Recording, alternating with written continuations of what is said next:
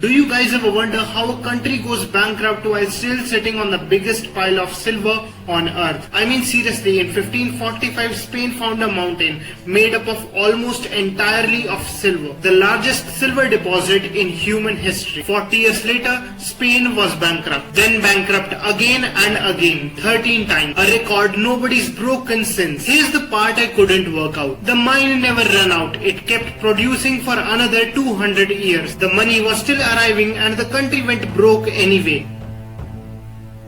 So if the silver didn't stay in Spain, and it didn't, where did it all actually go? Somebody worked it out at the time, in Britain, 1 year before the first bankruptcy. Nobody listened to him. I'm going to tell you who he was at the end. The mountain is called Cerro Rico, the Rich Hill. It's in what's now Bolivia, 4,000 meters up. Spanish colonists started cutting into it in 1545. Over the next 2.5 centuries, it produced somewhere between 40 and 60,000 tons of silver. At its peak, close to half of the silver on entire earth come out of that one hill. Not the biggest mine in Americas, basically the world's money supply, coming out of a hole in a mountain. By 1600, the town at its base was bigger than London. 160,000 people, 4,000 meters up in the Andes, one of the biggest cities on earth. It was called Potosi. There is still a phrase in Spanish, vale un Potosi, worth a Potosi.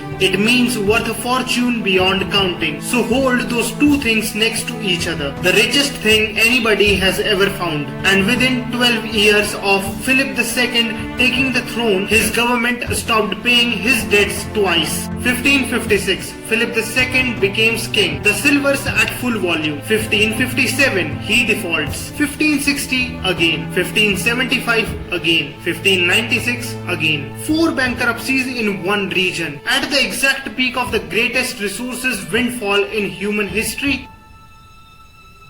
Historians call him the first serial defaulter in history. In 1575, default alone suspended payment of 12.3 million ducats. That's almost twice everything the crown collected in a year. Now the obvious answer is war. And it's not wrong. Spain was fighting in the Netherlands, in Italy, against the Ottoman, against England, all the time on every front. But plenty of countries fight war without going bankrupt 4 times. The specific thing Spain did was this. The crown borrowed against next year's silver to pay this year's army, then borrowed again the year after, then the year after that. There is a term for it. Anticipation of revenue, in plain English. Spain spent the money before the ship left the harbor, every year for centuries. The silver never funded the empire.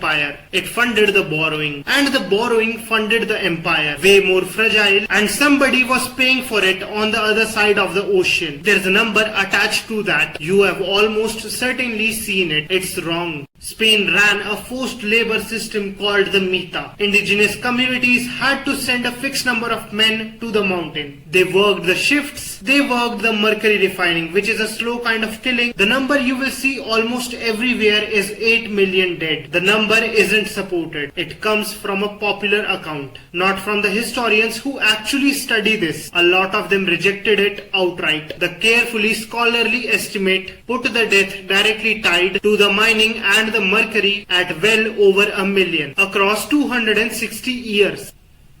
I'm telling you this because over 1 million people is not a small story than 8 million. It's the same story totally accurately. And the mountains carry the same name for 400 years. The mountain that eats people. It's still being mined this morning. I'll come back to that. That was the prize. Not the footnote of the wealth, the mechanism of it. If you're still here, you already know this channel doesn't do the comfortable version. That's the point of it. Subscribe and stay. So the question from the start, where did it all go? Almost none of it stayed. It went to the Genos and German bankers holding the crown's debt. It went to Asia for silk and porcelain, and the rest went into prices. So much silver flooded the Europe that money itself lost its value. Prices roughly tripled itself between 1500 and 1650.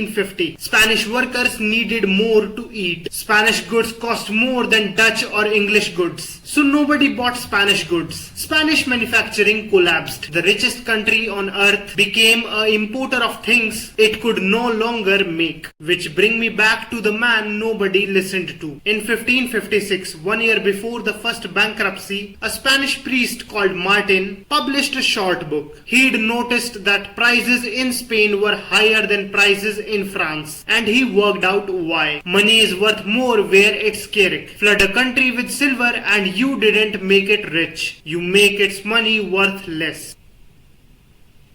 That's the quantity theory of money. A Spanish priest wrote it down in 1556, and the Spanish crown spent next 140 years doing exact opposite. 40 years later, another Spaniard, Gonzales, put it plainly. He said Spain had become, his words, a republic of enchanted man living outside the natural order. I am going to give this a name, Potosi trap. When the money arrives faster than your ability to use it, the ability never develops. And when it stops, there's nothing underneath. The mountain's still being mined, by the way. It's hollow now, slowly collapsing, and people still go in every morning because there's a little silver left and nothing else was ever built.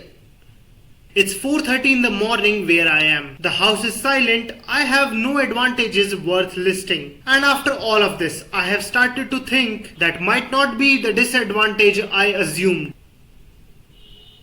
Spain was warned in 1956 in its own language by its own citizen before the first bankruptcy. Turns out being told is not the same as listening. This isn't a story about silver. It's a story about what happens when a whole country hears the answer and does nothing with it. Next week there's $50 trillion buried under Antarctica. One treaty is the only thing stopping anyone from taking it, and the treaty doesn't last forever.